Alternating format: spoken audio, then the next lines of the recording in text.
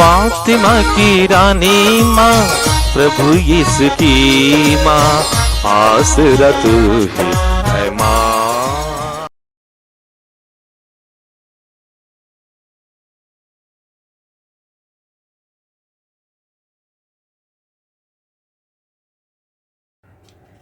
पहला पाठ उत्पत्ति ग्रंथ अध्याय 46 पद संख्याएं 1 से 7, 28 से 30 तक।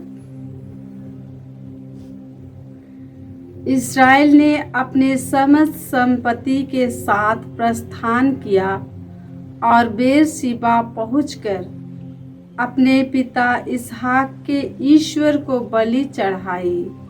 ईश्वर ने रात को एक दिव्य दर्शन में इस्राएल से कहा, याकूब याकूब, और उसने उत्तर दिया, मैं प्रस्तुत हूँ। तब ईश्वर ने कहा, मैं ईश्वर तुम्हारे पिता का ईश्वर हूँ। मिस्र देश जाने से मत डरो, क्योंकि मैं वहाँ तुम्हारे द्वारा एक महान राष्ट्र उत्पन्न करूँगा। मैं स्वयं तुम्हारे साथ मिस्र देश जाऊँगा और तुमको फिर वहाँ से निकाल लाऊँगा। योसेफ तुम्हारे मरने पर तुम्हारी आंखें बंद कर देगा। याकूब बेरशिबा से चला गया। इस्राएल के पुत्रों ने अपने पिता याकूब, अपने छोटे बच्चों और अपनी पत्नियों को उन रथों पर चढ़ाया जिन्हें फिरौन ने उन्हें ले आने के लिए भेजा था। वे अपना पशुधन और जो कुछ उन्होंने कनान में एकत्र किया था वह सब अपने साथ ले गए। याकूब अपने सब वंशजों के साथ मिस्र देश पहुंचा। वह अपने पुत्रों और पौत्रों, अपनी पुत्रियों और अपने पौत्रियों, अपने सब वंशजों को मिस्र ले आया। इस्राएल ने यूदा को अपने आगे भेजकर योसेफ से निवेदन किया कि वह गोशेन में उससे मिलने आए। जब वे गोशेन पहुँचे तो योसेफ अपना रथ मंगाकर अपने पिता इस्राएल से मिलने के लिए गोशेन गया। अपने पिता से मिलकर उसने उससे गले लगा लिया और उससे लिपटकर वह देर तक रोता रहा।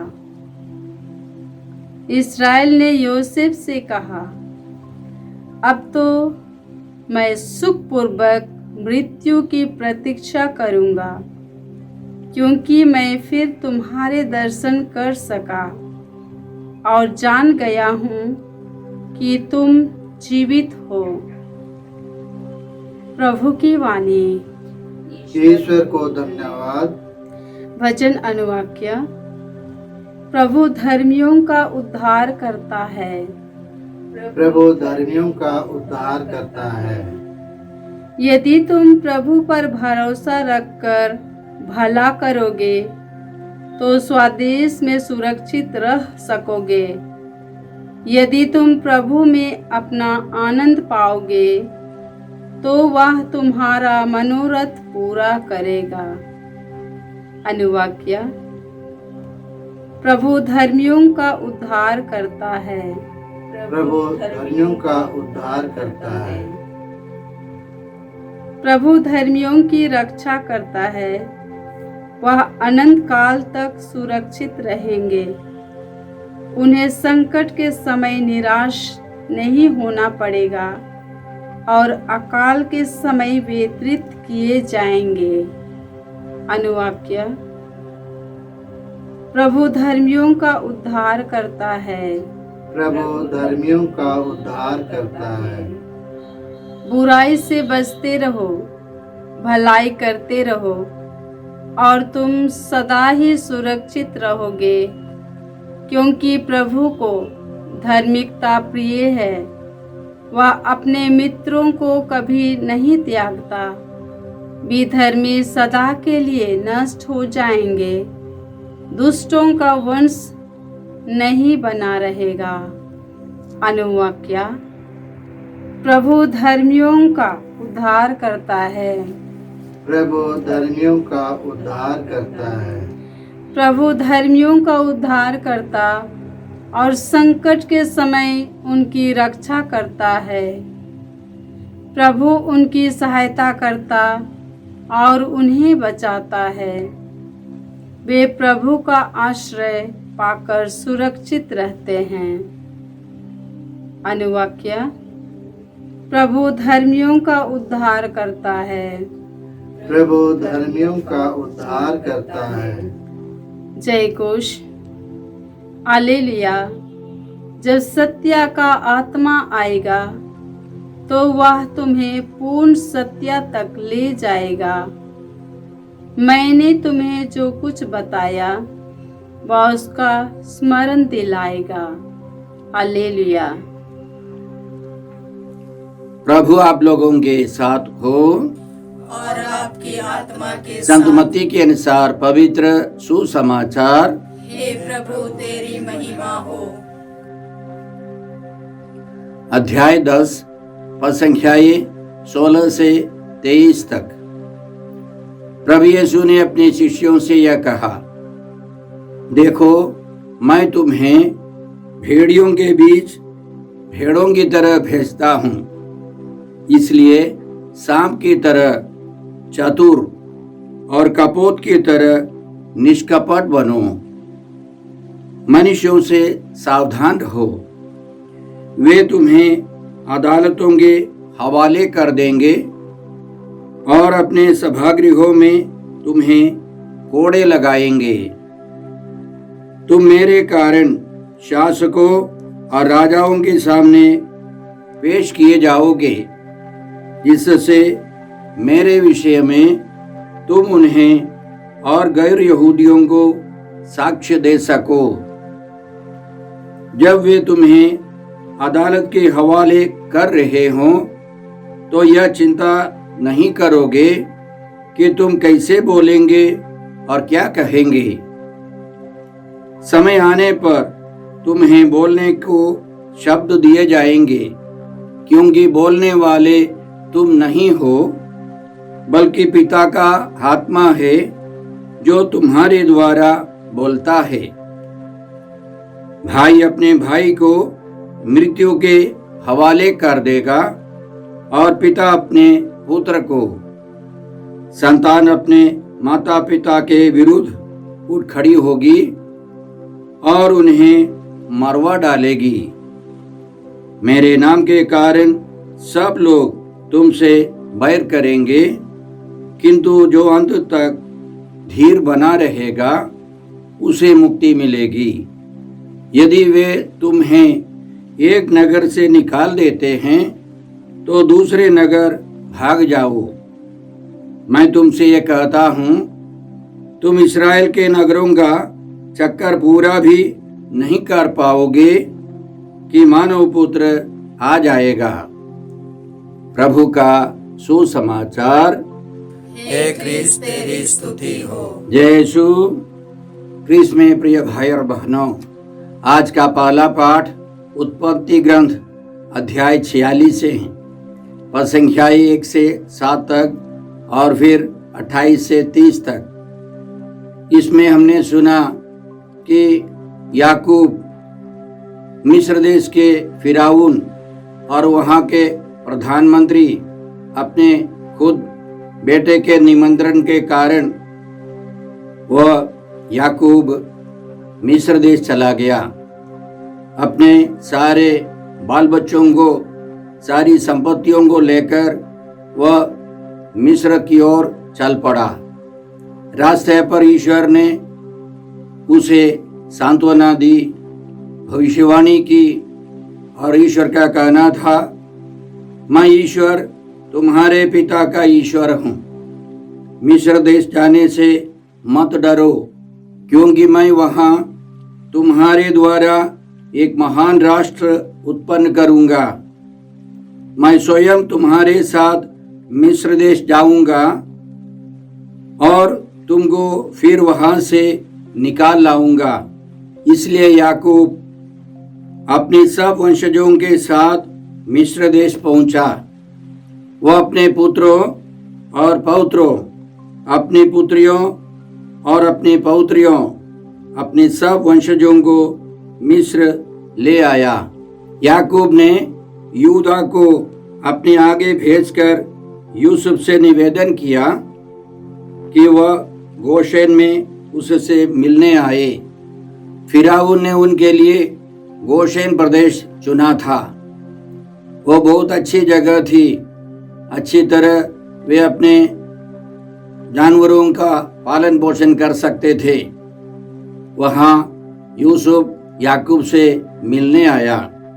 जब वे गोशेन पहुँचे तो यूसुफ अपना रथ मंगाकर अपने पिता इस्राएल से मिलने के लिए गोशेन गया। अपने पिता से मिलकर उसने उसे गले लगा लिया और उससे लिपट कर वह देर तक रोता रहा। इस्राएल ने यूसुफ से कहा, अब तो मैं सुखपूर्वक मृत्यु की प्रतीक्षा करूंगा, क्योंकि मैं फिर तुम्हारे दर्शन कर सका और जान गया कि तुम जीवित हो। बहुत दुख उठाने के बाद इस्राएल ने, याकूब ने अपने पुत्र यूसुफ से मिला, उसके दर्शन किए और वह बहुत खुश हो गया। तो इन सारी घटनाओं से हम क्या सीखते हैं? सबसे पहले हमें याद रखनी है कि ईश्वर हमारे साथ है।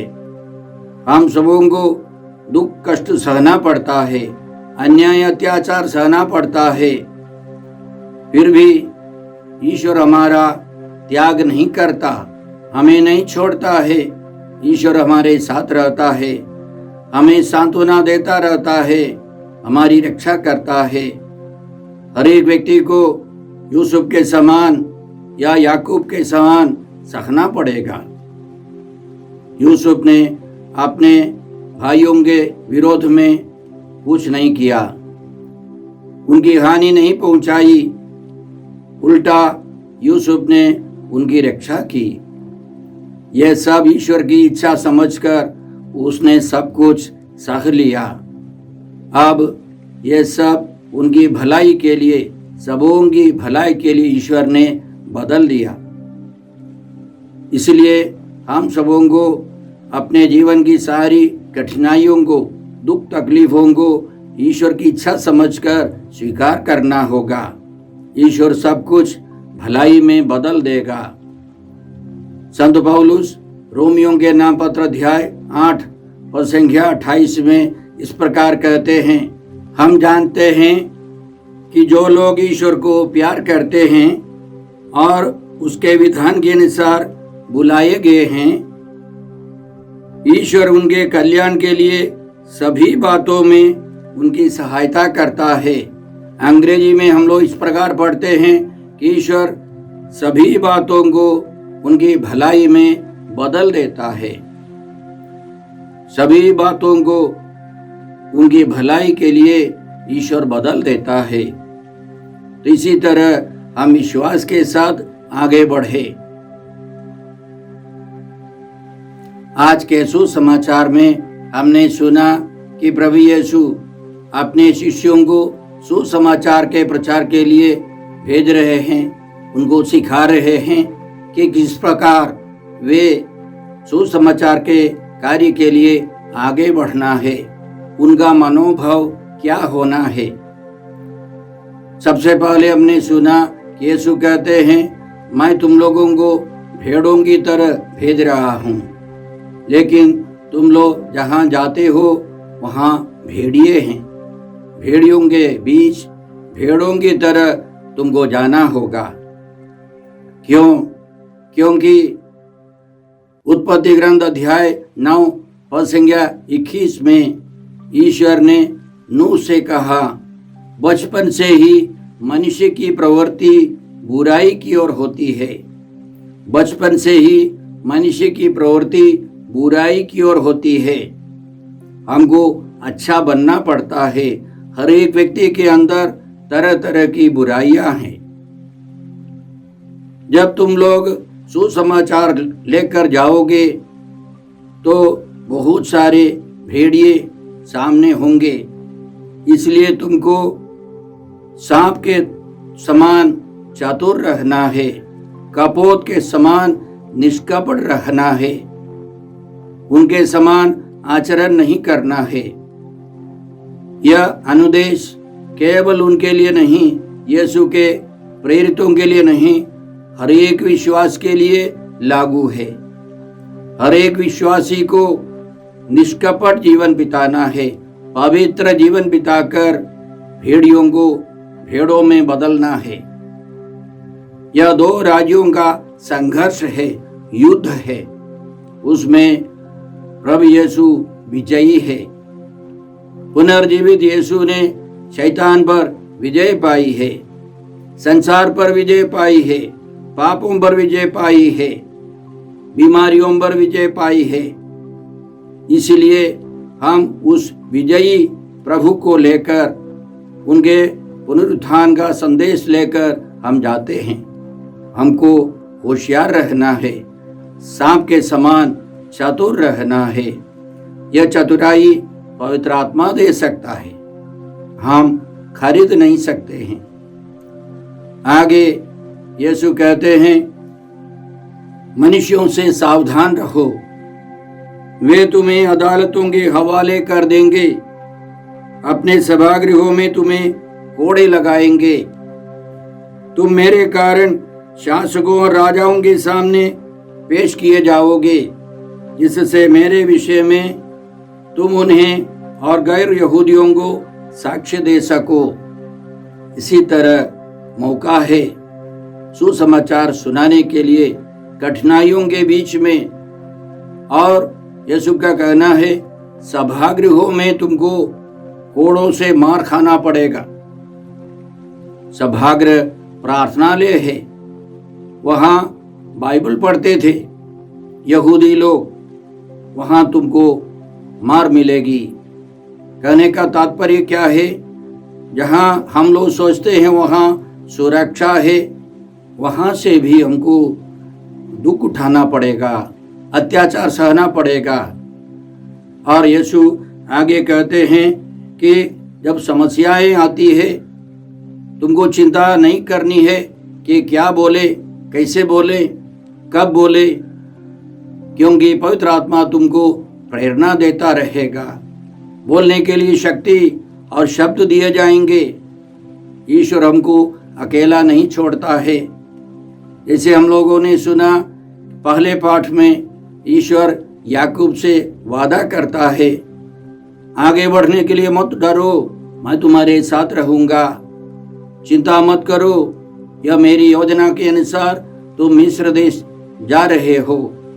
उसी तरह हर एक व्यक्ति के लिए यीशु का कहना है, मैं तुम्हारे साथ हूँ, मैं तुम्हारे साथ हूँ, संसार के अंत तक मैं तुम्हारे साथ हूँ। इसीलिए अन्याय अत्याचार परिवार से, समाज से, नेताओं से सब होगा, अधिकारियों से होगा, हमको सहना है। इस विश्वास के साथ इसका अंत होगा, परिणाम अच्छा होगा।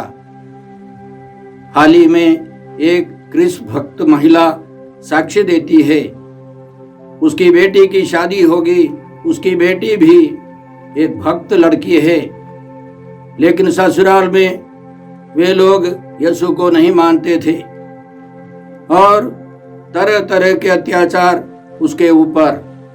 उसकी भाभी कहती है, ये कौन सा विश्वास करती है, क्या क्या प्रार्थना करती है, और न केवल उसको सताती रहती थी, पड़ोस में सब जाकर उसका बदनाम करती थी। लेकिन उस लड़की ने सब सह लिया इस विश्वास के साथ, मैं इनको जीत लूंगी, प्रभु यीशु की विजय होगी। अंतिम में कुछ सप्ताह पहले वह महिला बुरी तरह बीमार पड़ गई। तरह तरह के इलाज के बाद भी वह चंगी नहीं हो रही। तब उसने आकर इस लड़की से कहा, तुम प्रभु यीशु से प्रार्थना करो ताकि मैं चंगी हो जाऊंगी। उसने प्रार्थना की और वह महिला चंगी हो गई। उसका विश्वास हो गया कि इस लड़की का ईश्वर प्रभु यीशु सच्चा ईश्वर है। वह पूरा परिवार अब मानने लगा कि इस लड़की में शक्ति है, वह शक्ति प्रभु यीशु की शक्ति है। इसी तरह हम देखते हैं मानव इतिहास में हर एक मिशनरी को बहुत सहना पड़ा, वे प्रभु के लिए सहते गए। अंतिम में प्रभु यीशु की महिमा प्रकट होती है, यीशु की विजय होती है। पिता ईश्वर, यीशु और पवित्र आत्मा त्रिएक ईश्वर की महिमा होती है, प्रभु का प्रचार प्रसार होता है। इसलिए कष्टों से हम नहीं डरते। संत पौलुस हमको समझाते हैं, यदि हम यीशु के साथ दुख भोगते हैं तो हम यीशु के साथ महिमान्वित होंगे। इसलिए यीशु आगे कहते हैं, यदि वे तुम्हें एक नगर से निकाल देते हैं तो दूसरे नगर भाग जाओ। हम भागते रहें, ठहर करके बदला लेते रहेंगे नहीं। हमको बदले की भावना नहीं रखनी है। हम ईश्वर की संतान है।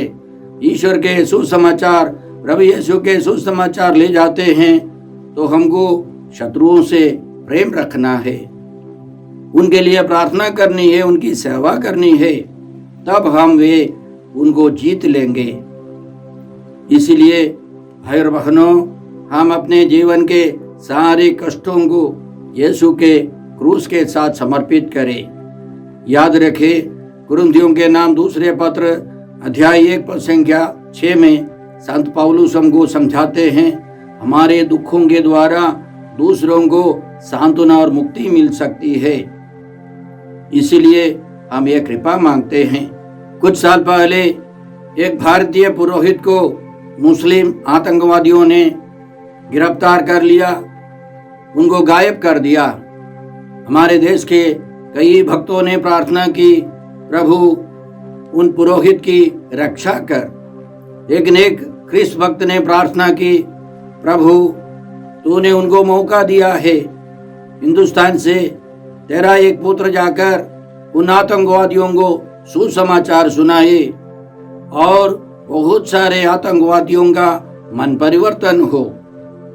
और कई महीनों के बाद वह पुरोहित लौट आए। उनका कहना था, उन्होंने सुसमाचार सुनाया और उन आतंकवादियों ने प्रभु यीशु के बारे में सुना, उनमें विश्वास करने लगे और उनके साथ बहुत अच्छा व्यवहार किया। और उनका कहना था, वे सब यीशु में विश्वास करने लगे। इसी तरह हम लोग दुखों से भागते नहीं हैं, लेकिन एक नगर में तिरस्कार है तो दूसरे नगर में चले जाते, ताकि वहां भी सुसमाचार की घोषणा हो। याद रखें, आदिम कलीसिया में यरूशलेम में अन्याय अत्याचार शुरू हो गया तो भक्त लोग सब भाग गए। यहूदिया, समारिया में और अन्य जगह पर वे जाकर बसने लगे, वहां सुसमाचार का प्रचार करने लगे। वह अन्याय अत्याचार अच्छा था। इसी तरह हम लोग अपने दुखों में, कष्टों में सब अडिग रहें, प्रभु पर विश्वास रखते हुए मानव मुक्ति के लिए प्रयास करते रहें।